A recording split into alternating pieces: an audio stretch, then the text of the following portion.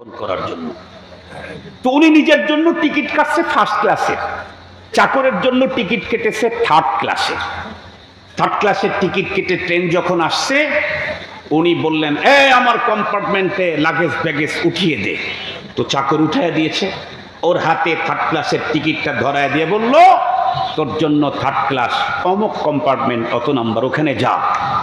তোরা কিন্তু ঘুমাস বেশি, আমি অমুক স্টেশনে নেমে যাব, তার আগে নামবি না পরেও নামবি না, তোকে নিয়েই তো আসছি আমার খেদমতের জন্য। অসহায় দুস্থ মানুষ, গরিব মানুষ বলল, স্যার স্যার স্যার স্যার সব ঠিক আছে স্যার।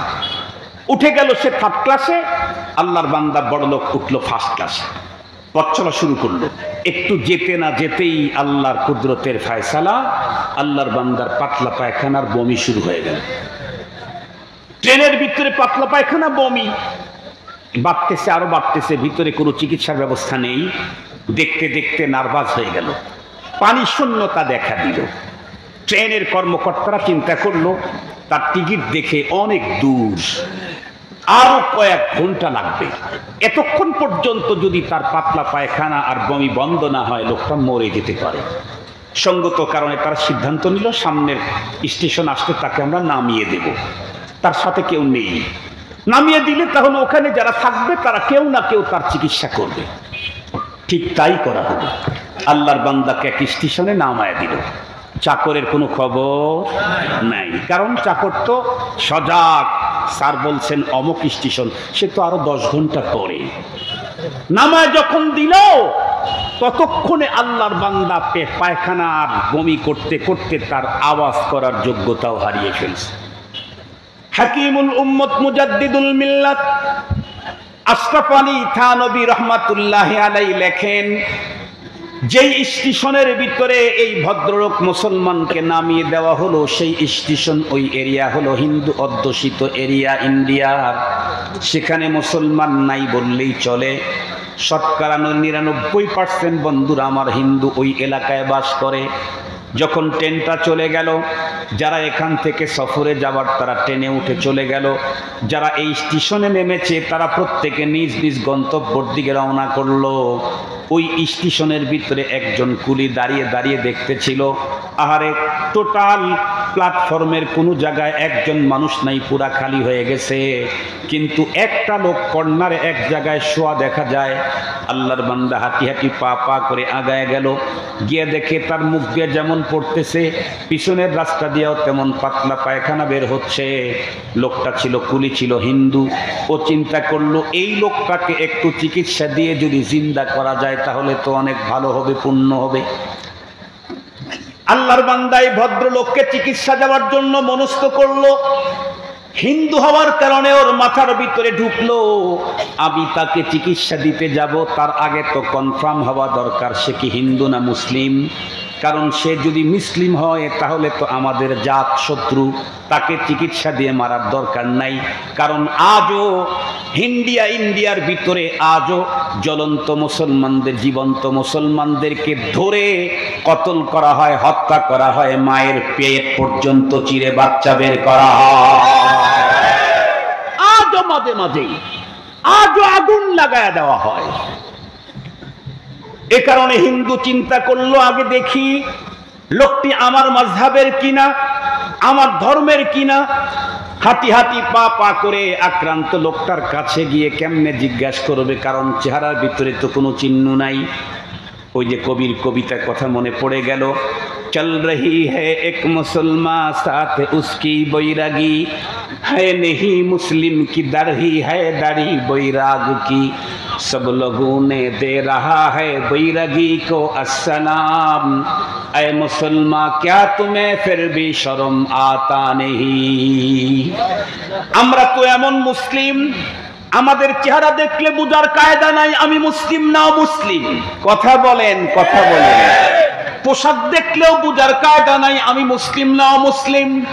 পোশাকেও ইসলামের বন্ধুরা আমার সিমটম নাই, চেহারার ভিতরে বন্ধুরা আমার ইসলামের কোনো সিমটম নাই। কেমনে বুঝবে, কেমনে আমাকে সালাম করবে?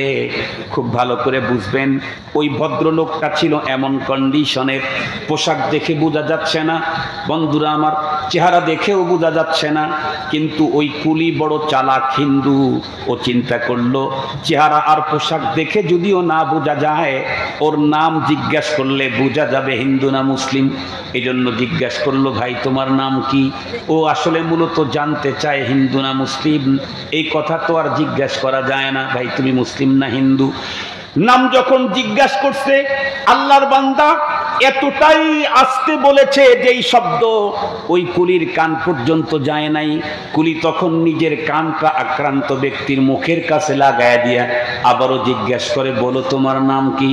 ওই ভদ্রলোক আস্তে করে বলতেছিল, আমার নাম আব্দুর রহমান। যেই দেখছে আব্দুর রহমান, হিন্দু কুলি তখন চিন্তা করলো এ তো আমার জাত শত্রু, ওকে পারলে মেরে ফেলা দরকার। মেরে ফেলা দরকার নেই, এমনি মরবে, চিকিৎসা দেওয়ার আর দরকার নেই। বাস চলে গেল। দুনিয়ার সব ধর্ম মানুষকে এই শিক্ষা দিতে পারে, কিন্তু ইসলাম এই শিক্ষা দেয় নাই।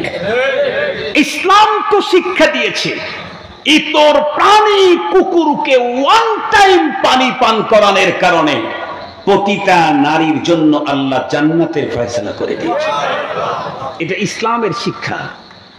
ইসলাম তো শিক্ষা দিয়েছে অন্যায় ভাবে একটা পিপিলিকাও মারতে যাবে না।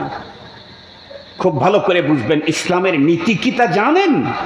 ইসলামের সৌন্দর্য কত উন্নত মানের ভাবছেন কখনো? এই যে গরু বলেন, মহিষ বলেন, ছাগল বলেন, ভেড়া বলেন, হরিণ বলেন, এগুলি জব করে এটার গোস্ত খাওয়া আমাদের জন্য বৈধ, এটার ফোপড়া খাওয়া আমাদের জন্য বৈধ, কলিজা খাওয়া আমাদের জন্য বৈধ, ভুঁড়ি খাওয়া আমাদের জন্য বৈধ, মগজ খাওয়া আমাদের জন্য বৈধ, ওর হাড় হাড্ডি খাওয়া বৈধ। এমনকি মোটা ষাঁড়ের চামড়া, এটা কিন্তু খুব মজা। আপনারা জীবনে মনে হয় খান নাই, আমি খেয়েছি, খুব মজা, এগুলি খেতে পারবো।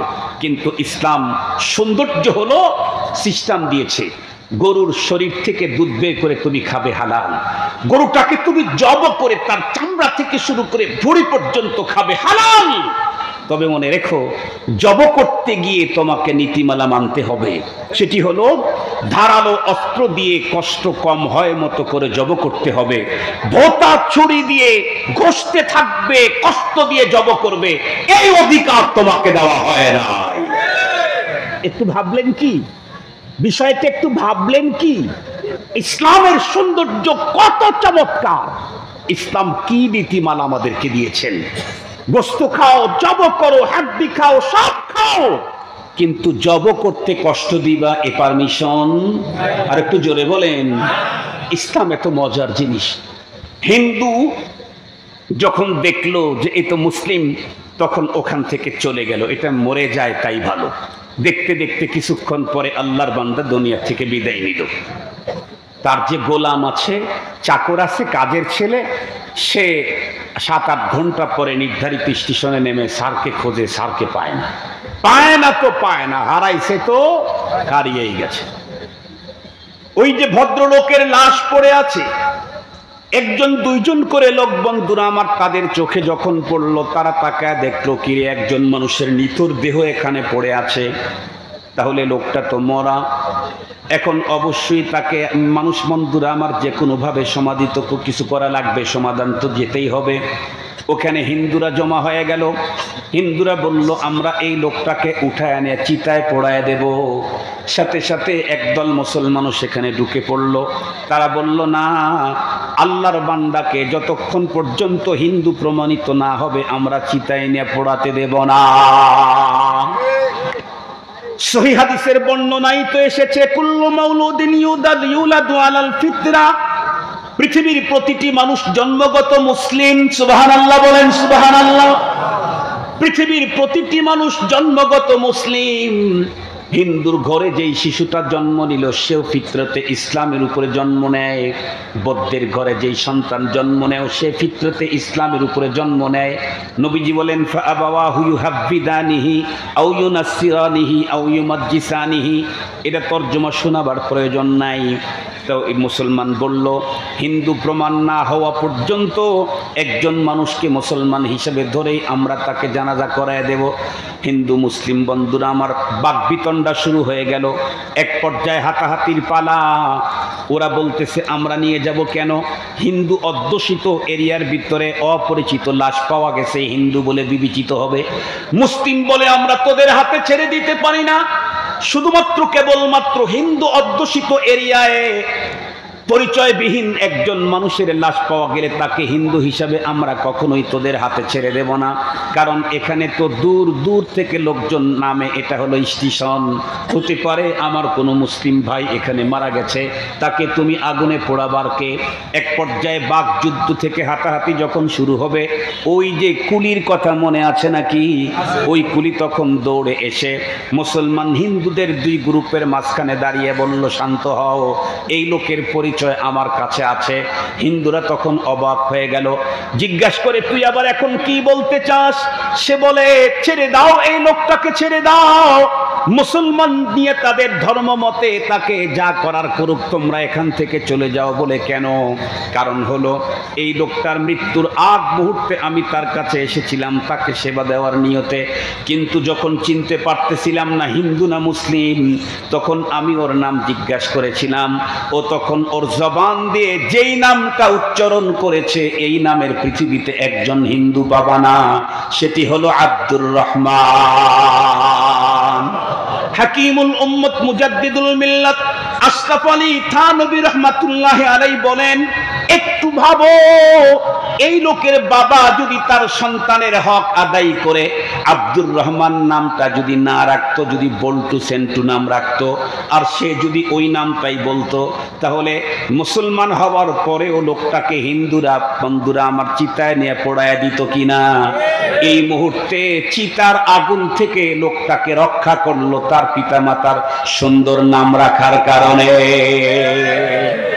সুন্দর নাম, এই নামের বদৌলতে এই লোকটা আজকে চিতার আগুন থেকে দুনিয়াতে বেঁচে গেল। शनीदम के दर्रो से उम्मीद बीम वदारा बने का बबख्शद करीम अगर दर्द हदिये के सलाए करम आजाजिले गुयाद नसीबे बुरम। এই কারণে সন্তানের সুন্দর নাম এটা সন্তান বাবা মার কাছে পাও না। কথা বলেন না কেন? মনে থাকবে তো ইনশাআল্লাহ। সবচাইতে সুন্দর নাম হলো আব্দুল্লাহ, এর চাইতে ভালো নাম নাই। আব্দুল্লাহ, আব্দুর রহমান, এগুলি হলো নাম। বলে হুজুর আব্দুর রহমান একটা আছে, তাতে সমস্যা কি? আব্দুর রহমান ভাতিজার নাম আছে, সমস্যা কি? আপনার ছেলের নামও আপনি আব্দুর রহমান রাখলে সমস্যা নেই। আপনি হাদিস পড়েন, ইতিহাস দেখেন, খায়রুল কুরুন স্বর্ণ যুগেও দেখা যায় পিতা পুত্রের একই নাম আছে না নাই? স্বর্ণ যুগে দেখা যায়। বলতে পারেন হুজুর সে তো 1400 বছর আগের যুগ, বর্তমান আর না, বর্তমানেও আছে। জুনিয়র বুশ আর সিনিয়র বুশ, কথা বলেন না কেন? জুনিয়র বুশ আর কথা বলেন না কেন? মেসিও মনে হয় দুইটা না? মেসি দুইটা না? মেসি আর একটা কি জানি আছে? আরে মেসি আর একটা খেলোয়াড় জানি কি আছে খুব নাম করা, রোনাল্ডো।